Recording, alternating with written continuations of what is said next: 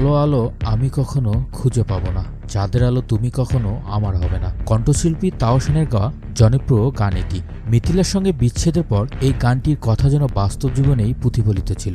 গায়কের জীবনও চাঁদের আলোহীন হয়ে গিয়েছিল, কিন্তু আলোহীন জীবন নিয়ে বেশি দিন থাকতে হলো না। তাওশান খুঁজে পেয়েছেন তার আলো। হ্যাঁ, গায়ক তাহসান খান এবার বিয়ে করেছেন। পাত্রীর নাম রোজা আহমেদ। সামাজিক যোগাযোগ মাধ্যমের ওয়াল ছেয়ে গিয়েছে তাদের বিয়ের ছবি শেয়ার করে উইশে।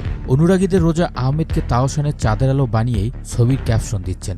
অনেকে লিখছেন, অবশেষে চাঁদের আলো খুঁজে পেলেন তাহসান। বাংলাদেশের বরিশালের মেয়ে রোজা নিউ ইয়র্ক ইউনিভার্সিটি থেকে কসমোটোলজির উপর পড়াশোনা। তার পড়াশোনা শেষ করে কসমোটোলজি লাইসেন্স গ্রহণ করেন এবং পরবর্তীতে নিউ ইয়র্কের কুইন্সে রোজাস ব্রাইডাল মেক ওভার প্রতিষ্ঠাতা করেন।